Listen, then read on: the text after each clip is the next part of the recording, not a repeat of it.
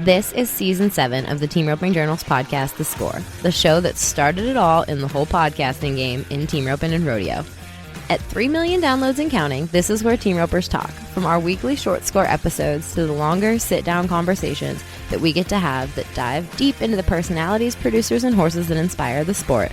This is where team ropers get their must-know information. Hey everyone, it's Chelsea Schaefer. Welcome to this week's episode of The Score.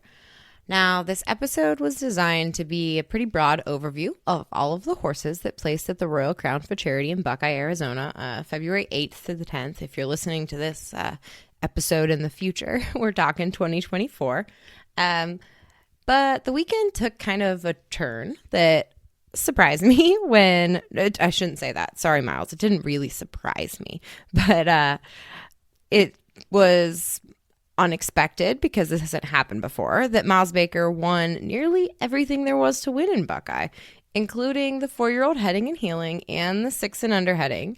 And then Jeremy Buhler jump rode one of the Relentless Remuda's stallions, Pride And Joyy, for the 6 and under heeling win. Also, Paul Eaves got on one of their horses and won the Open, the 20,000 Open with Eric Rogers. Eric Rogers was heading on a mare that he raised that was a Dinero mare. So it was a big weekend for the Relentless Remuda. This episode is a lot of Miles talking about each horse he rode, class by class, and his training process and competition philosophy on each one. So you're going to also hear from Jeremy Buhler with Miles as he talks about the stallion Pride and Joyy and what it was like to ride behind the Relentless Remuda trainers of Trevor Brazil and Miles Baker. The two classes that Miles did not win were the intermediate heading, won by Mike Kunzler and his horse Celtic Tough, and the intermediate heeling, won by Logan Anseth, and he won that on the stallion Cashin' In My Diamond. Mike has a tendency to duck out before I get to talk to him. This is not the first time this has happened, Mike. So you're not going to get to hear from him yet on this episode, but we will catch up with him at some point and get him to talk about this horse that he has just won a ton on in the intermediates. But I did get to talk to Logan for his very first interview with the Team Roping Journal, and we learned about his spot in Andy Holcomb's training program where that horse came from. So we're going to kick this episode off with Miles Baker talking about the horse that he won the Royal Crown's 6 and under heading on, 7's Hank 2. Fun fact, this horse is a full sibling to 7 Star Glow, the horse that won back-to-back American Rope Horse Futurity Association world titles with Cade Rice on the heel side and was the 2023 reserve super horse at the World Show and the heading champ at the World Show there too. So this is Miles Baker talking about 7's Hank 2. Today's episode is brought to you by Fastback Ropes. You can learn a lot more about Fastback at fastbackropes.com. They're based in Granbury, Texas, and we are going to talk about the Cobalt heel rope at the commercial break. Now, this episode is about mostly Miles Baker winning at the Royal Crown, and the guy on the backside for Miles on most of those runs was Dakota Kirchenschlager. Dakota was using the Cobalt, his heel rope of choice, on all of those runs. So, and he won some money in the jackpot and the Open Jackpot that was super wolfy too with the Cobalt. So I will tell you more about this rope at the commercial break.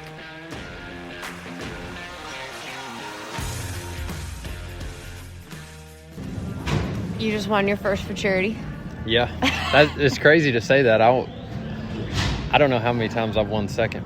Like, I bet 10 or 15 times, and the majority of them are behind Trevor. So I hate to say that I'm glad he's at home, but it was nice to not win second for once. But I guess that's when you know your program's working, when the only time I win first is when my partner's not here. So no, I miss him being here. It's slingshotted you. He slingshotted you. Well, you know, that's Cal Naughton. You know, if Ricky Bobby ain't here, Cal's got to win. So. Okay, so to age ourselves, we do have to say, because I think people at home might appreciate this, I'm not sure exactly the age demographics of our podcast, but once upon a time, we made a TikTok about you being Cal Naughton and Trevor being Ricky Bobby, and we discovered something just in the last week about why that didn't hit with the younger demographic. Yeah. Why is that? Because, like, Treston has never even seen Talladega Nights. And because he's 16. How old is that movie? Oh, man. We looked it up. It was like 18 or 20 years old. Close to 20 years old. And I had no clue because, like, Tristan hasn't seen it. And I'm like, well, he's 16. I can figure that. Well, the girl that helps us, she's like 20, and she's never seen it either. And so, anyway, it's crazy to think that people haven't seen the greatest movie of all time. But anyway, it was a good day for Cal since Ricky wasn't here. Okay, talk about that horse, because that isn't one of your more famous horses that everybody knows about. Yeah. But he is famous in his own right, or should be, and will be. He's a full sibling to the stud that Cade's done real good on. And it's funny because, you know, that stud's not very big, and this gelding's 15-1, and he's a little more streamlined made. Like, if you stood them beside each other, they're polar opposites. But this horse is just gritty, and he can run. And Trev kept calling me between rounds, and I was like, man, I'm telling you, this thing is cold in the box. Like, I don't think I drew a steer that didn't fight the chute on him, and he just stood there, ears forward, never budged. And there's just not a lot of horses that can take that kind of heat. I drew my second steer, mortally flew. I felt like I was at Cheyenne. I mean, we went to the back end and we're 10 flat on him, and then comes back on the third and fourth round and stands there like a wooden Indian again. And you just don't get that a lot. He's just a good horse. He's gritty, he can face and pull, and he's pretty cool. And how did you pick him out, or did Trevor pick him out, or was it a team effort? Where'd you first see him? I mean, I'm going to take credit since Trevor ain't here. That's good. But a circuit guy, I forget his name, from up in the Northwest was riding him. And the horse would pin his ears and run hard every time. And he was green and a little bit rattled in the box at the time. And I actually, I'm not lying by taking credit, because I remember going and telling Trevor, I was like, watch this horse run to a cow. And I don't think at the time Trev could get over how he was squirmy in the box and stuff.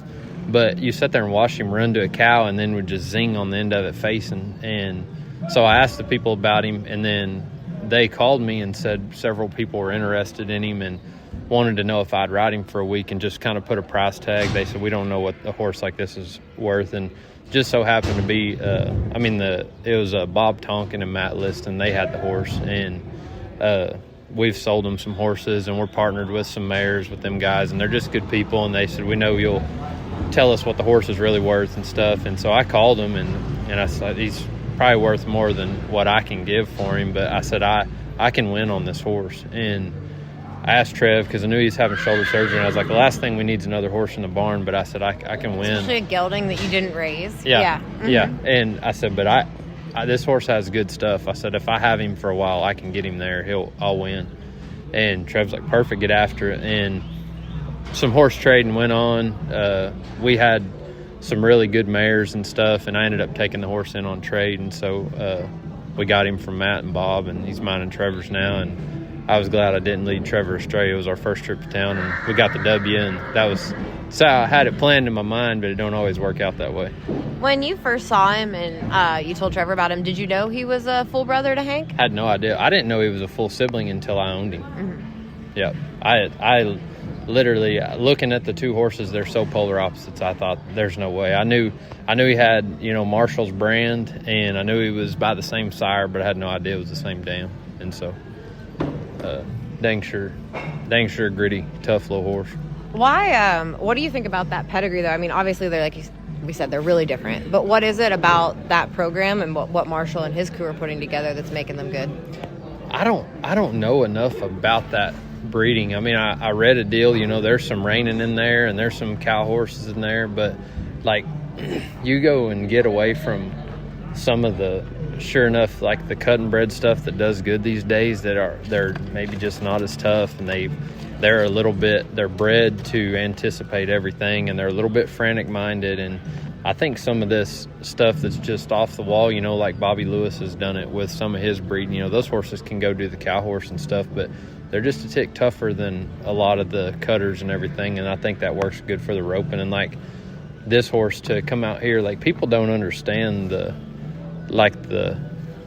level of difficulty that goes on. We roped fresh Mexicans today that had been chased like 2-3 times tops and maybe only been turned once, and we were seeing tail by the end of the gate. And you don't hardly go to an Open Jackpot where it's tail by the end of the gate on fresh cattle. I think they jackpotted on these cattle last night, and I think maybe the high team back was the only team that might have been straight up. There was like a 6-second gap in there, and you see the best guys in world jackpotting in this kind of setup and struggle, and then we're going to throw 5 and 6 year olds in this same setup. Like, it's full contact, and to have a horse that just tries and comes back and stands and then tries it hard and stands again, it takes a special horse to win these deals. It's not a AQHA show. I hate to say that, but you ain't going to win it on a show horse here. You know, you got to have something real. And I can't say that about that horse without saying, like, Dark Side was my best horse today. I waved it off one that was checked off going to the right, but Dark Side placed in 2 rounds, and if I don't mess up on him, he's up there too, and it makes me proud of that horse because, like I said, this is a real setup, you know.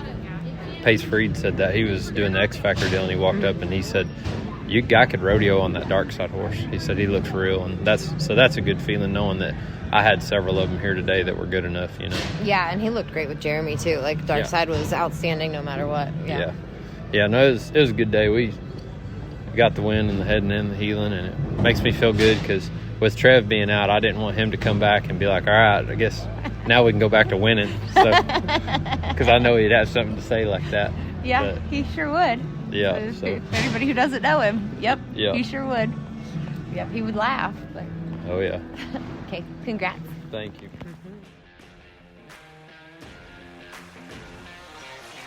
Next up, Baker is going to join 2016 world champion Jeremy Buhler to talk about Pride and Joyy, the 5-year-old stallion that is owned by the Relentless Remuda, Solo Select, and Caleb Turlip for their 6 and under healing win. Baker was doing the heading there in this, and here you go. You got on that horse for the first time last night. You rode 2 studs. You rode the Dark Side and you rode Pride and Joyy. First of all, did you feel a lot of pressure when Miles called you to ride them, or are you used to it? No, that was a lot of pressure for sure. I didn't. I didn't tell anybody, even at my crew. I was like, I'm not telling no one. I'm just gonna show up and do it. There was a lot of pressure because I know how good those horses are. I know how good their program is and how much time those guys put into it, and all the people that are involved and invested. So, I darn sure wasn't scared, but I was nervous. I was excited. So. Have you ever ridden after Trevor before? I mean, I can't. No, I never have. Did you have any expectations going into it as far as what you were going to feel? Well, he don't know this, but all his videos that come on with him healing, I kind of have a little stockpile of them, and I know his healing a little better than he thinks I do. Yeah. So last night you swung a leg over them. What did you think? What was your takeaway after last night, and were you confident after last night going into today? Yeah, I was confident. I rode them last night. It was a different setup. It was a jackpot. Steers were really, really fresh. It was honestly probably one of the harder scenarios to just get on a horse, especially a futurity horse, to see how they felt. But I knew after riding them that they were what I thought they'd be. They were really good, and I wanted to show up and just make sure that I caught and that the judges had to mark them. That's what I was after. Miles, why was Jeremy your pick to ride him?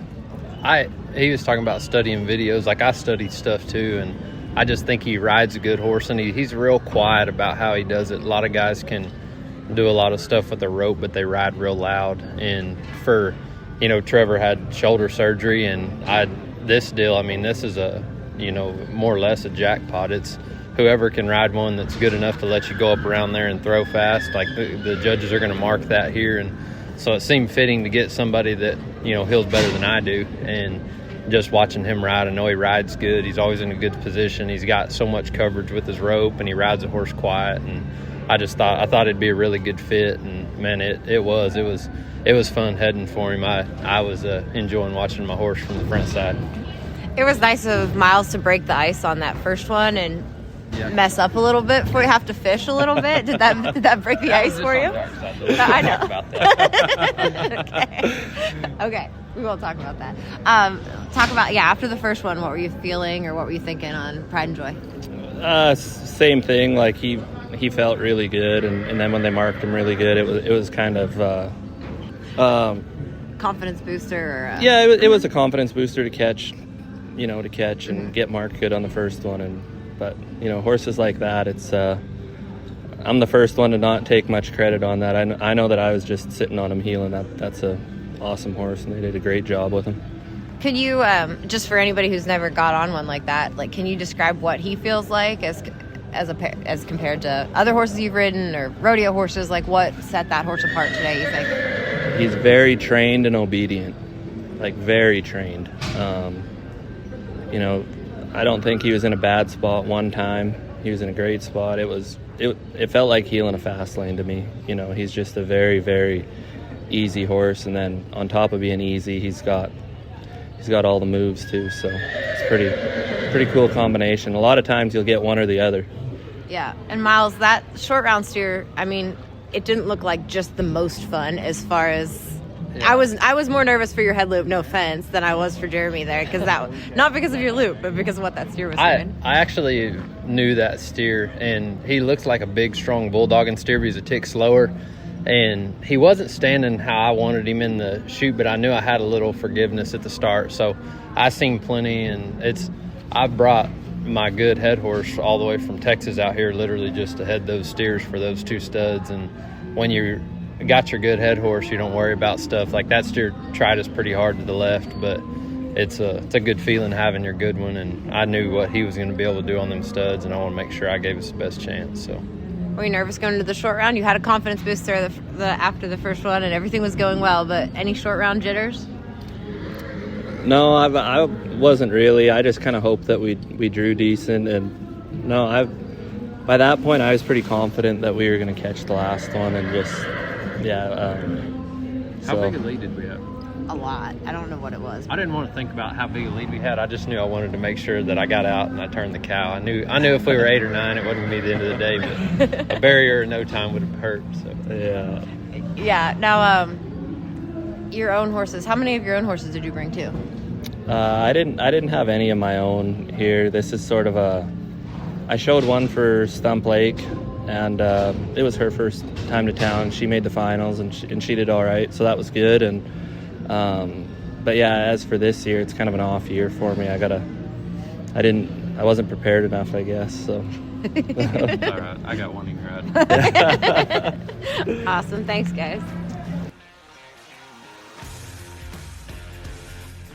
Okay, in this segment, Miles and I are going to visit about the Dasco Cattle Company owned 4-year-old Little Bit of Cash that Baker calls Johnny Ringo. So, you had never won a futurity before yesterday. Your partner is home with his arm in a sling, and now you are 2 for 2, and almost 3 for 3 really, because Jeremy won on Kilo. So tell me, what does it feel like today? I don't know. I guess it's just further proving the fact that I win first when I don't have to beat Trevor, maybe. So I think a lot of people can say that. Yeah. No, again, I wish I would rather win second and have him here, but it was good. That horse was really cool because I rode him at Fort Worth in the Heelan, when several months ago when he was a 3-year-old, and I think he won 15 or 16,000 down there. He's just a cool horse. Tom McCutcheon called me about him, I think January of that horse's 3-year-old year, and said he had a big, strong horse that wasn't going to make it in the reining. And anyway, he just I actually headed on him the first probably 90 days because he's so big. It's he's just turned 4, but he's 15'1" and weighs 1,200 pounds. He's a really big hill horse, but I headed on him for 90 days probably, and he's actually good enough in the heading. I could probably back him in there and be competitive in the heading, but he just has a perfect stride for a hill horse, and he holds his frame good. And so anyway, he did good at Fort Worth. And then the last time I showed a 3-year-old at Fort Worth and the horse won good, I come here and I stubbed my toe on him, and that was the clubhouse horse. And so I had that in the back of my mind. I was just going to make sure that I caught 2 feet on 4 steers and let the judges determine what happened from there. And that horse is just good enough that he did good. Now he is a customer's horse, yeah. Yes? Yeah, right after the futurity, Ty Smith, Solo Select, everybody probably knows him by now, but he called me. He hides. They might know of him, but they don't know who he is. Yeah. He called and said, I got a good client that's looking for a young hill horse. He has a boy that is the timeline's going to match up, or if he has a good horse out here getting futuritied when the horse is done with his futurity years, his boy will be, high school, college, and he just wants to make sure he has good horses. Well, come to find out, once I talked to this guy, it's the same guy. His name's Atlee Snyder. It's under Dasco Cattle Co., but it's the same guy that owns a yellow ball-face horse that Tate, I think, won 2 or 3 futurities on last year. And so definitely one in Rock Springs on him. Yeah. Yeah, and then I think the summer futurity at Fort Worth. Mm-hmm. And so anyway, the guy said I kind of like to have another horse like that just was coming up through the ranks and getting seasoned. And it's cool having people that have that mindset, because that's what these futurities are good for. Everybody likes to win, but the end goal is to have, a seasoned horse when everything's over. So Ty said, I got a guy looking for this. What do you have? And I said, well, I've got one that's the right age. I've already actually shown him. He's proven that he can win. And Atlee called and said, hey, the horse sounds like he'll fit my deal. And, I just told him he's gentle, good-minded. Your son you'll drive the wheels off your truck trying to find a horse like this when this one's 7, as opposed to, you own him. We'll do things right. He's in good hands. And the horse was just really getting started in his futurity career, and he has 2 wins, and I'm already ready for him to be 7 years old and watch his boy ride him. Yeah, so is he going to get hauled a lot this summer? Is there any plan to back off with him because he's already winning so much, or just kind of stay hooked? I'm big on, I think there's sometimes 4-year-olds need to stay at home. I think if they're good and you got a good horse, you can go out there and get paid. But I think there's times that, if they're going through a sweat or something, you don't need to just stand on their throat and keep pushing. And so I would like to say that every 4-year-old deal throughout the year that we'll go out and, hopefully put some money back in Atlee's pocket and make us some more money on the horse. And that would be best case scenario, but I'm not afraid to leave one at home if I don't feel like that whatever experience they're about to go through is going to benefit them. What are his weeks like? What are his practices like? What does he require at this point of where he is?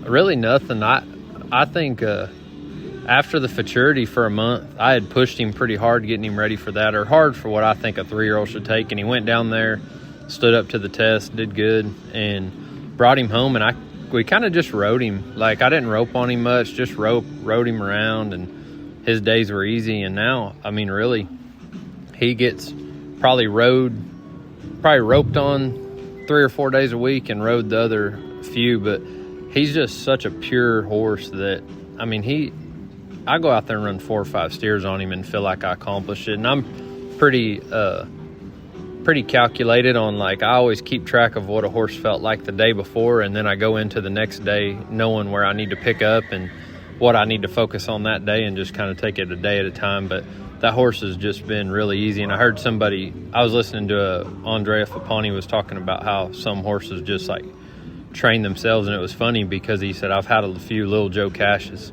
that they just trained easy. They were just easy horses. And that's kind of how this horse has been. The reason I wasn't heading on him is I felt like the heeling was so easy for him that I felt like I could do the heading, and I could have just an above average horse in the heading and in the heeling, or I could heel on him and I could have a great heel horse. And so we're going to have a great heel horse that if you're hanging out with your boys on Sunday, you can still go out there and head steers on him. But that horse is too good in the heeling to not focus on the heeling.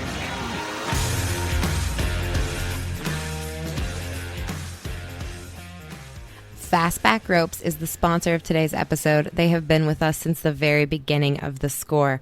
Fastback Ropes was created in 1995 with a single mission in mind: to build the best rope on the market. That will always be Fastback's #1 goal. Fastback believes it is important to focus on building the best product possible and treating customers with the respect that they deserve. That philosophy has served Fastback well, and they're enjoying rapid growth. The rope of choice of today's episode is Dakota Kirchensteiger's 4-strand Cobalt core construction rope. The Cobalt is a perfect combination of poly and dyed nylon, resulting in a highly durable rope.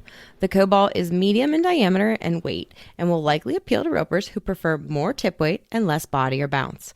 It swings consistent in all weather, which was absolutely crucial in Buckeye because even though we were in the desert, people think Arizona in the wintertime is amazing.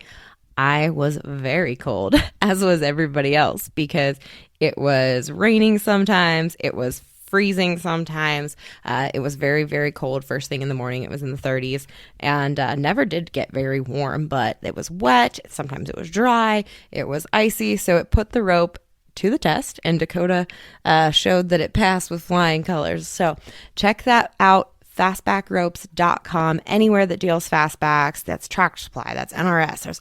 You can get a fastback dang near anywhere. Or you can order online at fastbackropes.com.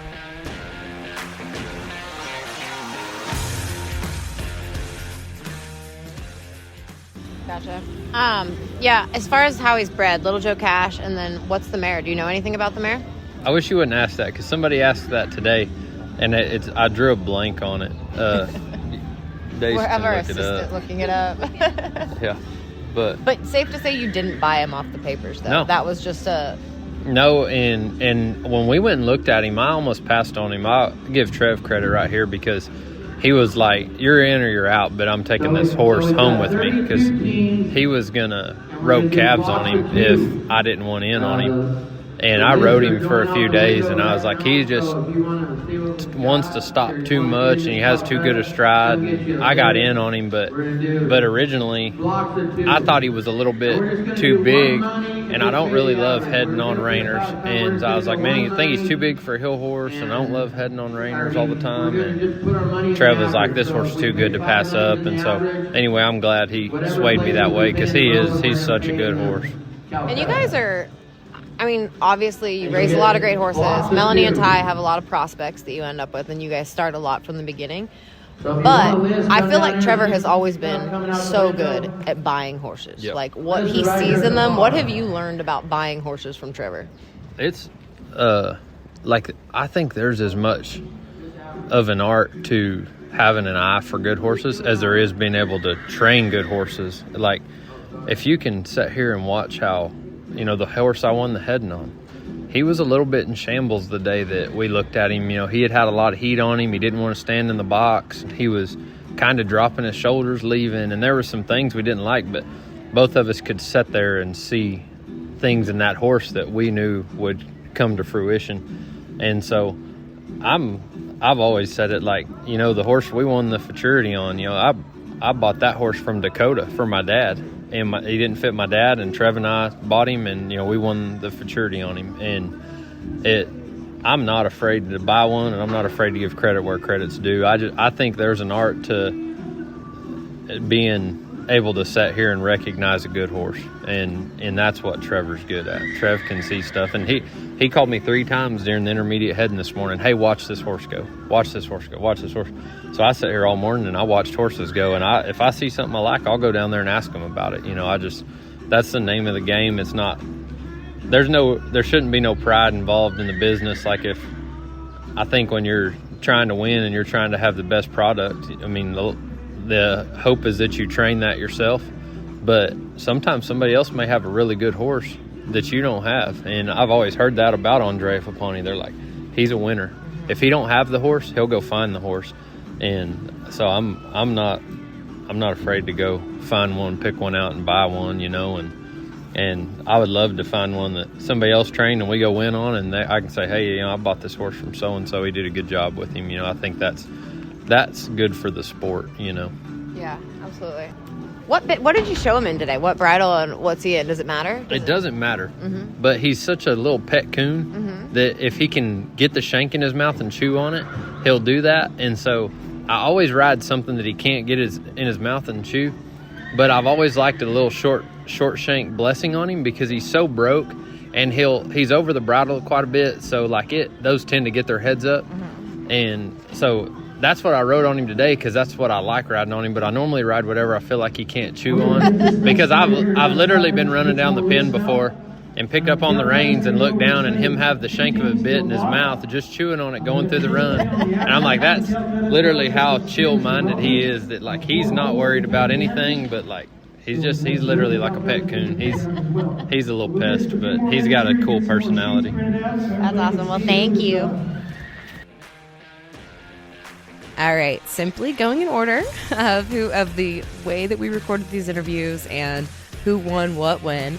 You get to hear from Logan Anseth, who won the intermediate healing for owner Mark Beck on Cashin' in My Diamond, and Andy Holcomb was on the head side helping out there. Andy, of course, has a lot to do with this stud and Logan in the program. So enjoy.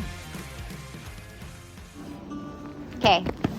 Did you jump ride this horse? Is that the situation? Or give me this background on how you got on this horse. Yes, so Daniel Rice was actually supposed to show him, and then we changed riders yesterday. And the last time I heeled on this horse was about 10 months ago, and I've only heeled about 5 steers on him before now. Was it an adjustment? Did he feel easy, or was it? He was a little short on the first one, but Andy makes a horse very easy for different people to get on and ride him. And the way Andy can head and handle cattle makes it so much easier on my part. Mm-hmm. Were you nervous going into that short round? Yes, I was. I was not as bad as I have been before, but I was pretty nervous on that one.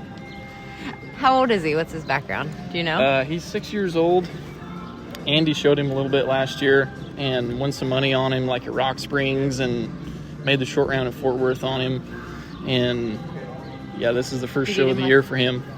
Okay, well, what's he like to ride? You said today he was pretty easy, but in general, what's he like? I mean, I guess on the other 5 steers that you've run on him before. So when I roped on him last time, like, I feel like I wasn't at the stage I am now, and I didn't really know how to ride a horse that was this quick-footed and could stop that hard, and so I just struggled getting timing with him. And this time I've seen Andy ride him and heel hundreds of steers on him, so I kind of had a general idea of what I should do, and Andy just gave me a few little pointers and tips to help make it go a little smoother. Do you work for Andy? Yep, I've been working there for a little over a year now, and I'm loving it. What's it like? He's the happiest guy here usually. Is he the happiest guy to be around every day at home too? Oh yeah, every day is a good day. Like, he's never lets anything bother him, and he's outstanding to work for. There's no other horse trainer that you could say that about. I mean, I haven't been around a bunch of them, but he's a great person to work for, and he's always happy. And even if something bad happens, we always find something good to say about it. Do you know if the stud's breeding some mares this year? Like, what are his? He's a Royal Crown stallion, so probably. I mean, any idea on that? I would assume he is. I think Mark Beck has some brood mares. I think, I'm not for sure, but he got collected last year a couple times, and so I'm sure he will be breeding a few. What are your plans? Do you want to be a horse trainer with it? Like, you want to have your own operation someday? What are you doing? I mean, the more I do it, the more I like it, and just need to stay at it, I guess, and keep going with it. I really like it. Do you rodeo a little too, or just riding horses? I went to a couple of pro rodeos last year, but didn't really have any luck, but I'm trying to get my brother talked into going to a few with me this year. Stick to training horses. Yep. Congratulations.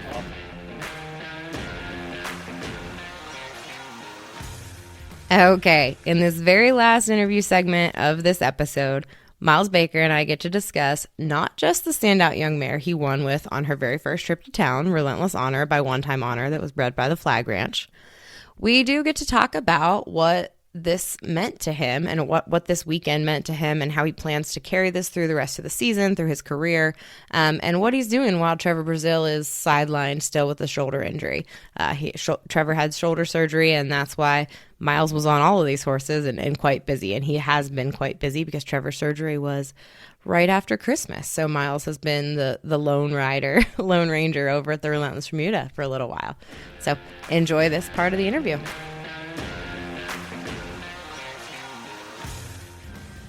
Miles, we didn't plan on this being an entire episode on Miles Baker, but I did talk to the kid that won the intermediate today. That was a cool horse. Did you watch that? I mean, yeah, you saw that horse go. I like that horse a lot. Yeah. I liked him when Andy showed him last year. Ken Vold showed that horse in the cow horse. He's real cool. I was glad. Looks like a cow horse, and that kid's so nice. Golly, I'd seen him around a lot and always spoke to him, but I talked to him at the back before the short go, and I was second callback or whatever I was, and I was cheering for third callback, and I was cheering for him because he's such a nice kid. So I was glad he won it. This feels like the kind of weekend that you might never be able to replicate. I mean, I know that's what you guys work for all the time, and it's constantly what the goal is, but this was pretty unbelievable. Yeah. And I had, like, just mentally, I carried a lot of weight into this week just because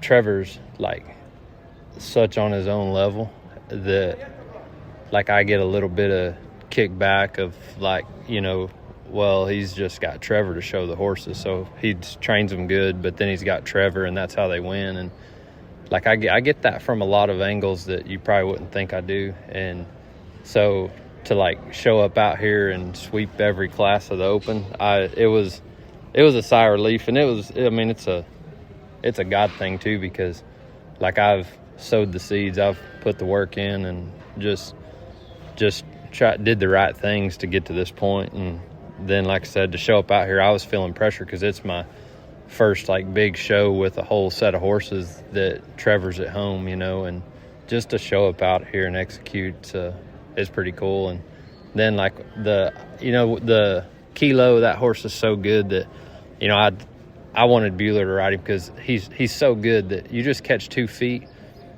he should win. And I like being in control heading. Like, I like the heading because I can do anything with the cow. I know the horse. I can read the run and keep the flow going.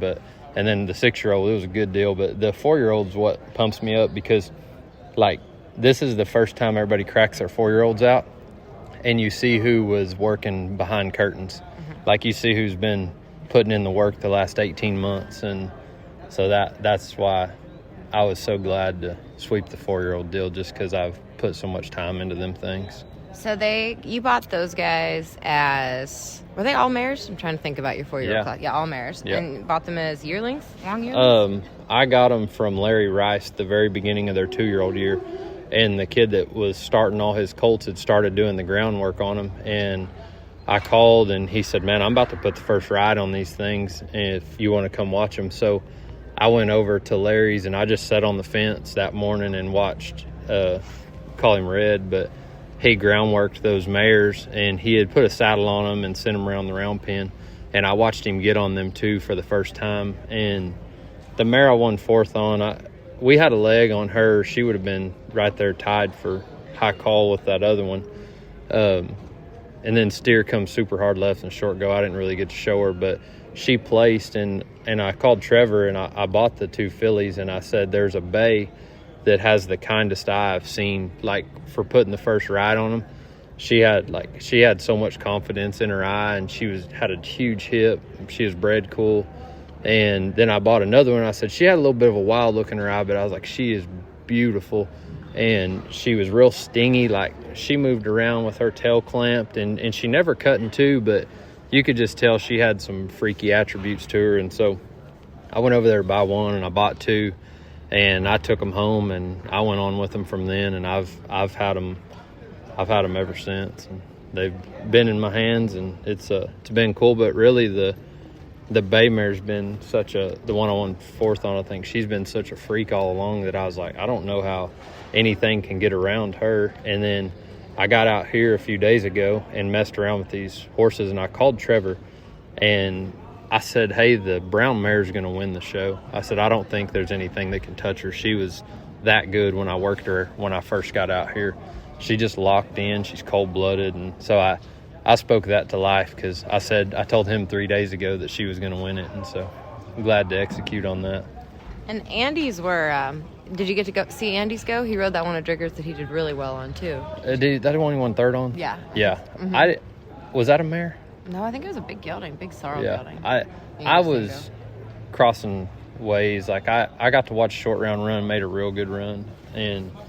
But then Andy, the bay that he had, I liked that one a lot. I think that might have been a mare too, but he had some good horses. And I expected that because, like, when Andy and me and Ren and guys that have programs that can start from the beginning and go to the end and stuff, like, it's not easy to show up and beat those guys. And we're all looking over our shoulder, seeing what the next guy has. And so I think this is kind of when everybody sizes up and goes home like, hey, he's got one, or he's got a couple, and Ren's got a few. And I think Ren's have had a little less time put on them than some of the other ones. But he was rodeoing, and yeah, you guys. But Ren's kind of the OG as far as the flag ranch. Yeah. 100%. Favoritism, and that was why you guys got into the flag ranch. Yeah. I mean, not the only reason, but that was one of the things that indicators. Well, Larry started crossing the cow in the run a long time ago because he was wanting ranch horses. They got a big ranch, and he always said he wanted something that was cowy, that could tough and go a long time. And he started that, and Ren caught on to it. And we've dang sure had some good ones now. And I think those two mares that I did good on today, like, they're special. They're good mares, That bay mare looked like she could pull up the wall for future rodeo that's horse. Not a situation you want to have to put them in the first time away from town, but we're open fresh Mexicans, and it's wide open, and we're seeing a lot around the end. Flying. And so it's pressure testing them, which it was good. That mare's so good-minded, like it doesn't affect her. The worst thing about it was that I come back third call, and I wasn't able to jump and win second because of the cow I drew, and that's why, but it was nothing against the mare. We just didn't draw good enough to do it, but really proud of them. And so will this batch of the youngest variety of horses go back to Scottsdale, or are they going to take some time off, or you just haven't decided yet? Those two flag ranch mares will go for sure because they're so cold-blooded. Like, they're tough. The pressure doesn't bother them, and then like the hill horse, and I'd say all of them will go. The big black mare, I broke the barrier. I had a super slow steer and barely got the barrier on her, and then we had a leg too. And if not for that, she's up there in the top 3 or 4 too. So I think they're all good enough to go do damage when we show up. I'll check their pulse when I get home, but I don't feel like I did any harm to them. Yeah, you don't think that this week's going to be a patching anything back together? I don't. I've been putting heat on them and taking it off for so long that, like, this wasn't the first time that I set my hand down and kicked all the way to a cow. Like, Trevor's been real good for me in that aspect. Like, you can't just show them the fire when you show up. So, like, mine know what the fire is. They've been tested, and they've stood up to it, or I wouldn't have them here today. And so they were ready for what I threw at them.